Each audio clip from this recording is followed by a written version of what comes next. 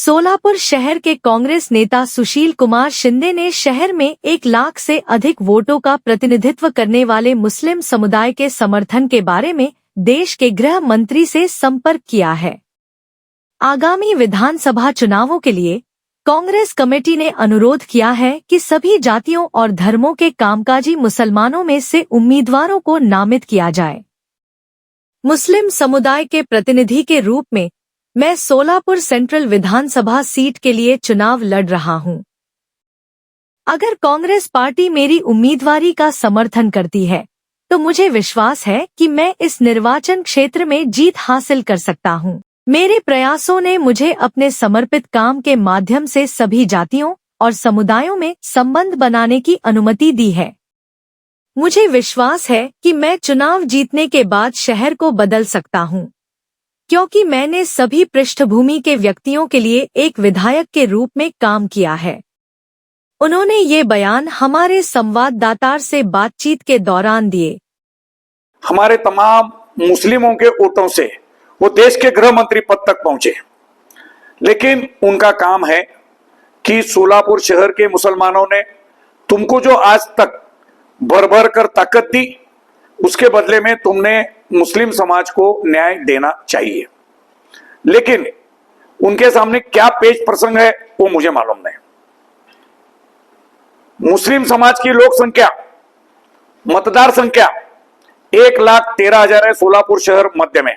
वो हिसाब से मुस्लिम समाज को उन्होंने टिकट देना चाहिए, ऐसा मैं ऑल इंडिया मुस्लिम विकास परिषद का अध्यक्ष ये नाते से आज खुलेआम आह्वान कर रहा हूं कांग्रेस पार्टी को। कांग्रेस पार्टी के सर्वे सर्वा राहुल जी गांधी, महाराष्ट्र के अध्यक्ष नाना पटोले, बाला साहब थोरात, ये सब लोग मुस्लिम समाज को उम्मीदवारी देने के लिए सहमति दर्शवाई। लेकिन उनका कहना है सोलापुर के नेता सुशील कुमार जी शिंदे साहब और परिणीतिताई शिंदे, इन्होंने सिफारिश करना चाहिए। अब मुझे पता नहीं मुसलमानों के बारे में सिफारिश करने के लिए सुशील कुमार शिंदे साहब और परिणीतिताई क्यों घबरा रहे हैं, ये मुझे मालूम नहीं। तो आज शाम तक उनकी चौथी यादी फाइनल होने वाली है। तो उस यादी के अंदर सोलापुर शहर मध्य से ऑल इंडिया मुस्लिम विकास परिषद के अध्यक्ष यानी कि पत्रकार हाजी एमडी शेख, इनको उन्होंने टिकट देना चाहिए। और मैं चैलेंज से कहूंगा कि इंशाअल्लाह ताला अगर मेरे रूप में मुझे टिकट दिया तो सोलापुर शहर मध्य की जो कांग्रेस की जगह है वो कांग्रेस के पास ही रहेंगी, ऐसा मैं वादा करता हूं। अगर मेरे बजाय किसी और को तुम बाहर से लाकर यहां पर लादने की कोशिश करेंगे तो उसको मतदार स्वीकार नहीं करेंगे। आज मैंने अभी देखा मोची समाज के कुछ लोगों ने, उनके पदाधिकारियों ने कांग्रेस पक्ष का राजीनामा दिए, उनको टिकट नहीं देने जा रहे बोल के। तो कांग्रेस पक्ष को थोड़ा बहुत कुछ लगता होगा कि भाई वो राजीनामा देने से फर्क पड़ता। अभी अभी जो लोकसभा चुनाव हुए, उस लोकसभा चुनाव में सबसे ज्यादा वोटिंग 100% मुसलमानों ने परिणीतिताई शिंदे को की है। इसलिए उन्होंने मुस्लिम समाज को टिकट देना चाहिए। यहां से और भी 11 लोगों ने उम्मीदवारी मांगी है, लेकिन मैं समझता हूं वो 11 लोगों में से कोई भी ये आमदार के लड़ने वाला नहीं है। उनको जो है, मैं उनके में से सुना, उनमें से कुछ 3-4 लोगों ने हमारे लोगों को कहा कि भाई आमदारकी से हमको लेना देना नहीं है, आने वाले महानगर पालिका चुनाव में हमको टिकट बराबर मिलना चाहिए। और उसके बाद स्टैंडिंग कमेटी बोलो, उप महापौर, महापौर और परिवहन समिति का चेयरमैन बोलो, ऐसे ओहदे मिलना चाहिए। इसलिए हम ये 11 लोग जो है एकत्रित आकर उम्मीदवारी मांगेंगे। इसका मतलब उनको मुस्लिम समाज को टिकट देने के लिए उनका कुछ विरोध नहीं है, ऐसा मेरे को स्पष्ट लगता है। अभी रहा सिर्फ मैं अकेला। बाबा मिस्त्री ने तो दक्षिण सोलापुर से पिछली मर्तबा ऑलरेडी लड़ चुका है। तो जब वहां से लड़ चुका है एक बार, उनको चांस दिए, कोई बात नहीं, शुक्रिया कांग्रेस पार्टी का। लेकिन शहर मध्य से आज मैं दावेदार हूं। पिछले 41 साल से पत्रकारिता में मैं काम करता हूं। अखिल भारतीय मराठी पत्रकार परिषद का अध्यक्ष हूं। कानून के बारे में जितना मुझे मालूम है, ये 11 ही नहीं, जितने उम्मीदवार ठहरते हैं ना, उनको आज तक पूछो कि कानून उनको मालूम है क्या। मैंने 100 से ज्यादा जीआर अल्पसंख्यक समाज के बारे में निकाला है। सर्वधर्मीय लोगों के लिए मैंने काम किया है।